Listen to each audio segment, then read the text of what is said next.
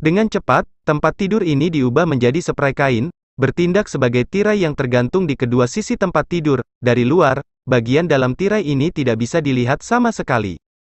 Pada saat ini, Lin Xin baru saja kembali dari mencuci wajahnya, dan berkumpul kembali dengan yang lain untuk berdiri di sana dengan keheranan.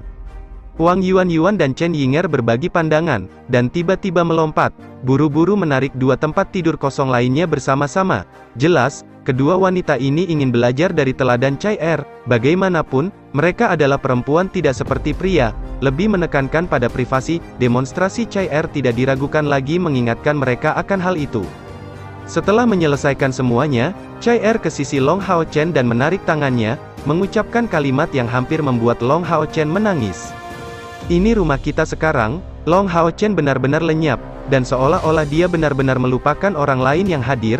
Dia menarik Chai Er ke dalam pelukannya dalam satu gerakan. Ditambah lagi, dua tempat tidur kayu sederhana menempati ruang seluas 4 meter persegi. Dengan tambahan beberapa batang kayu dan kain lap yang mengelilingi mereka, ini adalah rumah pertama mereka. Meskipun sederhana dan kasar, Long Hao Chen dapat melihat bahwa Chai Er sangat senang. Dari bentuk yang diambil alisnya, kepuasan dan kebahagiaan tertulis dengan jelas di wajahnya. Chai Er tidak terlalu menuntut, yang dia inginkan hanyalah memiliki rumah. Bahkan jika itu bahkan lebih sederhana dari rumah ini, selama dia bisa bersama dengan orang yang dia cintai, dia sudah akan sangat puas. Chai Er, aku berjanji padamu, mulai sekarang, aku pasti akan memberimu rumah yang hangat, itu akan menjadi rumah kita. Chai Er memeluk kepalanya di dekat bahunya dan menjawab dengan lembut, iya. Wajah Lin Xin, Sima Xian, dan Han Yu meneteskan rasa iri. Long Hao Chen adalah pria termuda di Regu, namun dia sudah memiliki teman wanita yang sangat dekat. Hubungan mereka benar-benar membangkitkan kecemburuan orang lain. Merasakan tatapan semua orang, Long Hao Chen mengangkat kepalanya dan menatap mereka dengan wajah merahnya, berkata, beberapa saat yang lalu, Komandan Batalion Zhang berkata bahwa kita dapat dipanggil untuk berperang kapan saja. Untuk saat ini, setiap orang harus menggunakan waktu mereka dengan bijak dan beristirahat. Saat dia mengatakan ini, dia memeluk Chai Er dan langsung masuk ke kanopi rumah mereka. Long Hao Chen bersama dengan Chai Er di tempat tidur mereka, dengan yang terakhir bersandar di dadanya, matanya benar-benar tertutup. Karena apa yang dia alami sebagai seorang anak yang belum cukup dewasa, Chai Er telah tumbuh dengan kepribadian yang kontras, pada dasarnya berbeda dari pemuda lainnya. Dia sama sekali tidak peduli apa yang orang lain pikirkan tentang dia. Baginya, hari itu ketika dia tertidur di dada Long Hao Chen adalah malam termanis yang pernah dia alami sejak dia berusia 3 tahun. Tidur di bawah pelukan hangatnya, Chai Er beristirahat tanpa dibangunkan oleh mimpi buruk atau hawa dingin yang datang dari lubuk hatinya. Meskipun itu hanya terjadi sekali, dia sangat menyukai perasaan hangat dan nyaman yang dia miliki saat itu. Setidaknya, saat dia bersandar di dadanya sambil mendengarkan detak jantungnya adalah saat yang paling diberkati yang bisa dipikirkan Chai Er. Tetapi pada sisa perjalanan mereka yang dipercepat, karena Long Hao Chen takut melakukan sesuatu yang tidak senonoh padanya atau bahwa rekan-rekannya akan tidak puas, dia tidak pernah berbagi kamar dengannya lagi. Di tempat tinggal untuk 10 orang ini, Chai Er tidak bisa menahan harapannya untuk kehangatan ini lagi, sehingga mengambil inisiasi untuk mendirikan rumah sementara ini. Ini adalah rumah kecil, tetapi baginya, itu cukup jauh lebih baik. Bersandar di dada Long Hao Chen, dia menurunkan kerudung yang menutupi wajah kecilnya, mengungkapkan ekspresi puas. Pintu ada yang mengetuk. Siapa itu? Sima Xian meneriakkan pertanyaan ini dengan keras. Halo, saya mencari Chai Er. Mendengar suara ini, Chai Er yang sebelumnya berbaring di dada Long Hao Chen terguncang, perlahan membuka kedua matanya, mengerutkan alisnya. Dari kelihatannya, dia sama sekali tidak menyukai orang yang bersuara ini. Sima Xian membuka pintu kamarnya, satu orang sedang menunggu di luar. Itu adalah komandan resimen penyihir yang mereka lihat sebelumnya di aula konferensi, Master Aula Kuil Penyihir Kota Pengusir Iblis, Lan Yanyu. Aula Tuan Lan, Sima Xian buru-buru menghormatinya. Lan Yanyu mengungkapkan senyum enggan bertanya, apakah Chai Er ada di sana? Saya mencarinya. Sima Xian mengangguk sebelum buru-buru membuka jalan, menjawab, di sana, silakan masuk. Terima kasih. Lan Yanyu memasuki tempat tinggal ini, berdiri di sana, dia tidak bisa langsung melihat Chai Er, jalan pandangnya secara alami terhalang oleh jenis tirai yang dibentuk dengan kain spray sebagai bingkai. Silakan kembali, saya sedang istirahat sekarang." Suara dingin Chai Er ditransmisikan dari tempat tidur. Long Hao Chen, yang dadanya masih menempel padanya, bisa melihat permusuhan terang-terangan yang keluar dari tubuhnya, membentuk hawa dingin di udara terdekat. Lan Yanyu mengungkapkan ekspresi tertekan, bergegas ke samping tempat tidurnya. "Chai Er, ibu hanya ingin melihatmu sedikit." Ibu, mendengar itu, yang lain tidak bisa membantu tetapi terlihat sangat terkejut. Master Aula Kuil penyihir dari kota pengusir iblis ini sebenarnya adalah Ibu Chai Er sendiri. "Tidak perlu, kamu seharusnya sudah melihatku sedikit lebih awal, di aula konferensi. Silakan kembali." Seperti sebelumnya, suara Chai Er sangat dingin. "Chai Er, jangan seperti itu." Long Hao Chen berkata dengan suara rendah. Sebagai anak laki-laki yang berbakti, melihat bahwa Chai Er memiliki hubungan yang begitu dingin dengan ibunya sendiri, dia merasa sulit untuk menerimanya. Tapi ucapan ceroboh ini secara alami didengar oleh Lan Yanyu, yang masih berdiri di luar. Segera, kulitnya sangat berubah. Dengan mengulurkan tangan, dia mengangkat tirai kain di depannya, kebetulan melihat Chai Er yang sedang bersandar di tubuh Long Hao Chen. "Kalian berdua," Lan Yanyu benar-benar tercengang, matanya langsung dipenuhi amarah yang panas. Chai Er duduk tegak, dan dengan dingin bertanya, "Bagaimana dengan kita?"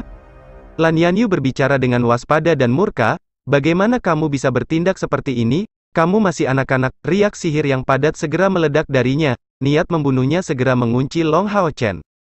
Chai Er masih berusia 14 tahun, ketika melihat putrinya diranjang dengan seorang pria dalam keadaan seperti itu, ibu lain manapun tidak akan tahan melihatnya.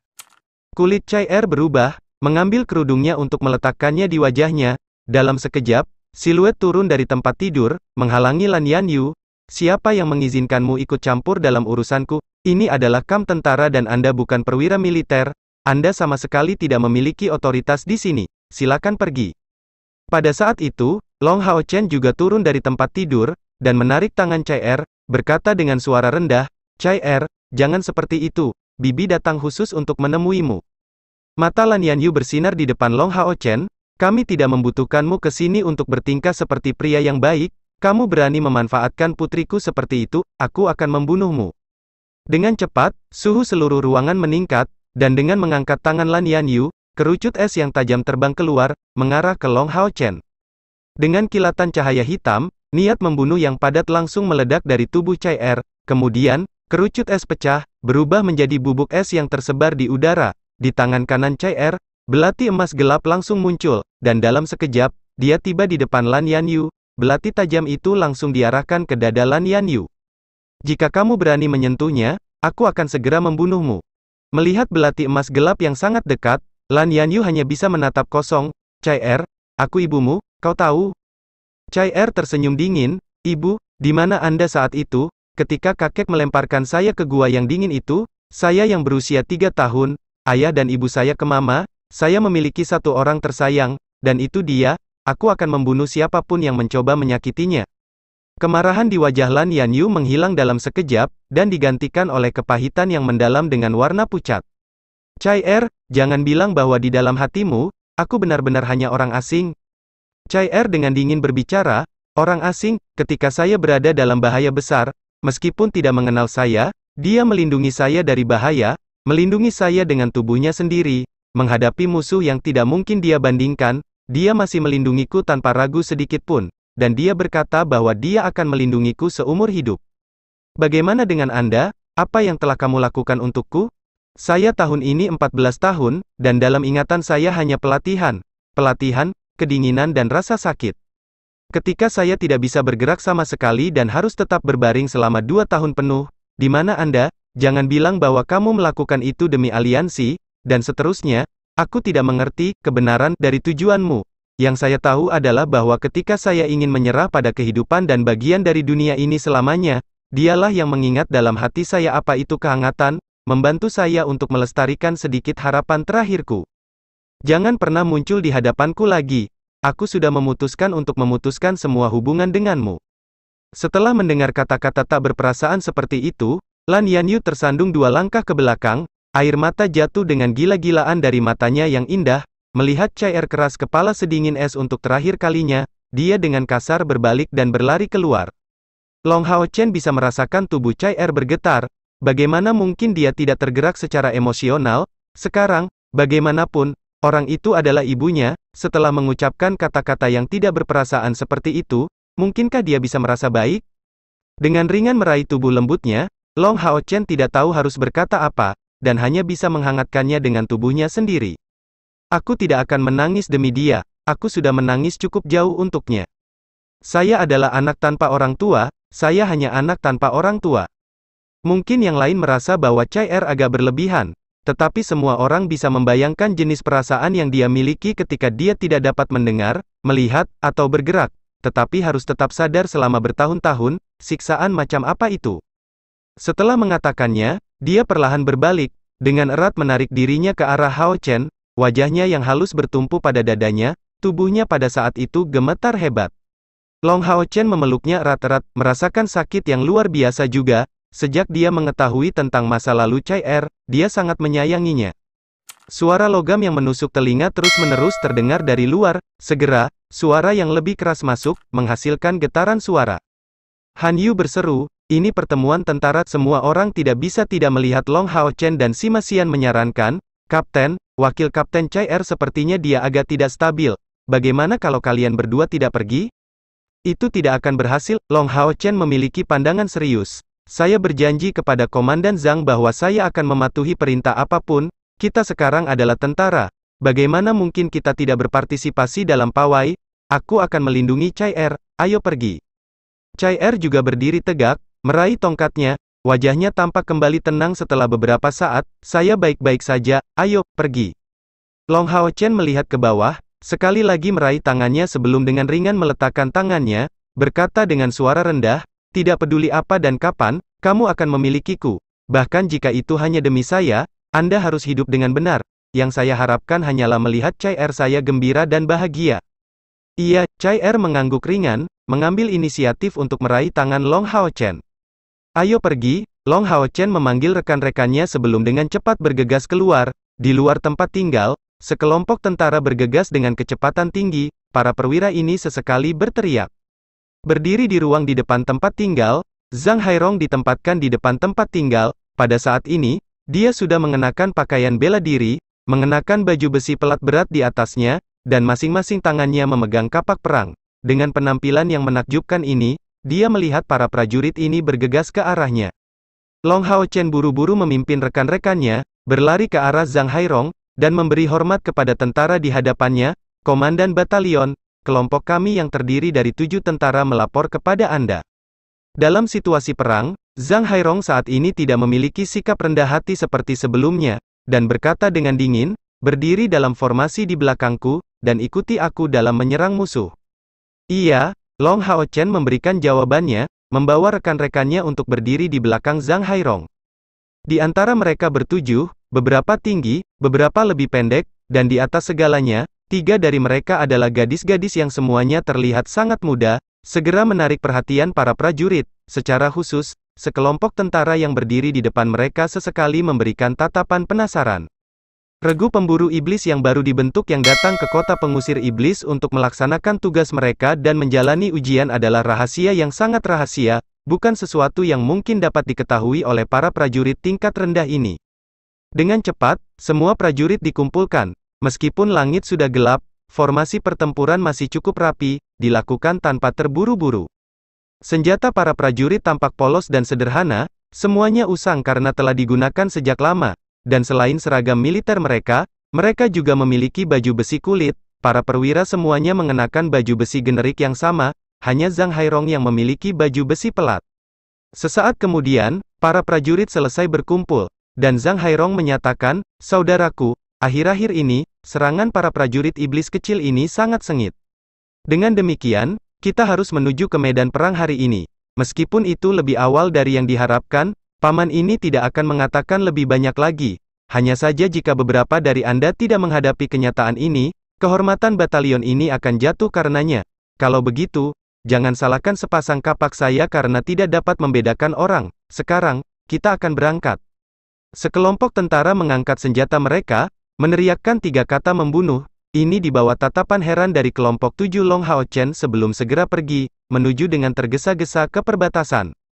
Zhang Hairong tidak banyak bicara, tetapi dari adegan ini, Dapat dilihat dengan jelas bahwa dia memiliki kendali penuh atas pasukan ini. Para prajurit ini jelas tidak pergi ke medan perang untuk pertama kalinya. Mayoritas dari mereka memiliki energi spiritual eksternal prajurit antara langkah pertama dan kedua, tetapi semangat juang mereka dapat segera dirasakan oleh kelompok 7 Long Hao Chen. Zhang Hairong memimpin mereka di depan, membawa sepasang kapak, diikuti oleh kelompok 7 Long Hao Chen. Sekarang, semua orang diregu mengingat formasi dengan sempurna. Long Hao Chen berada di depan, Wang Yuan dan Sima Xian masing-masing di sisi kiri dan kanan, Han Yu ada di belakang. Di tengah adalah Cai Er, Chen Yinger dan Lin Xin dalam kapasitasnya sebagai penyihir.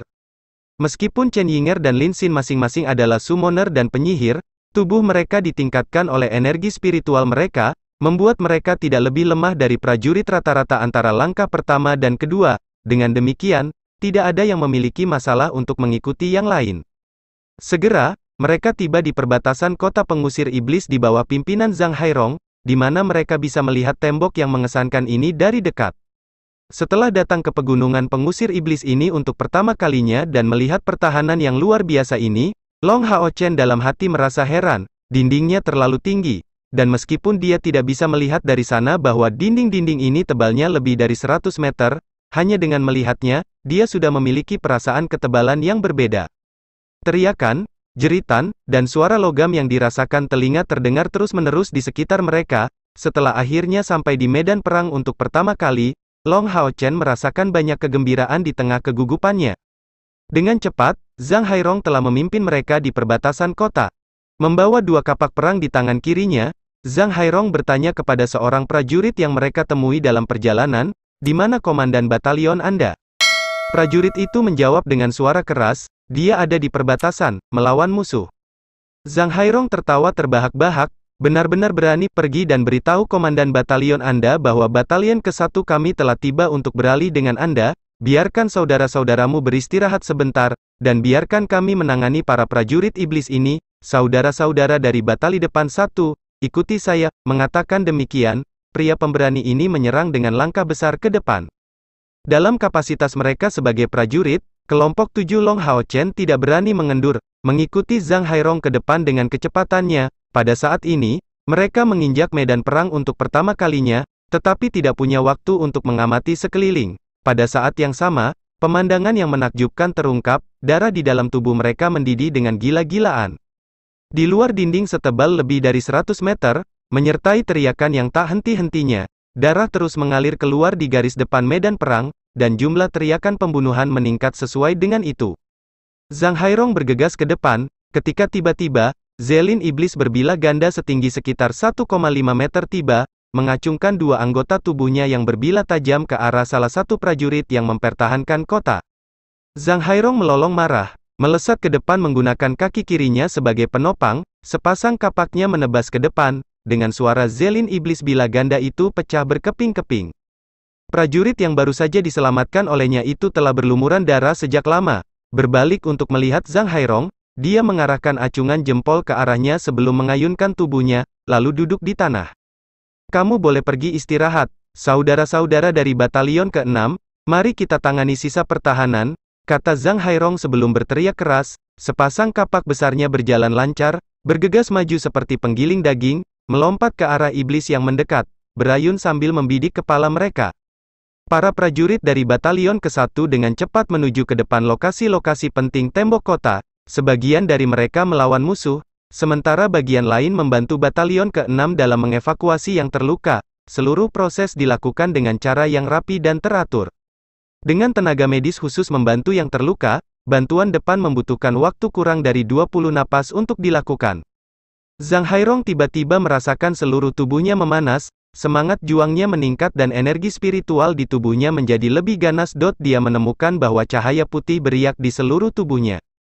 Long Hao Chen tiba di sisinya, mengenakan seluruh set roh kudus, tubuhnya membagikan cahaya putih ini. Bukan hanya dia, semua anggota pasukan pemburu iblis ke-1 telah membuat persiapan mereka untuk pertempuran. Berdiri di sisi Zhang Hairong, Long Hao Chen memandang luar kota.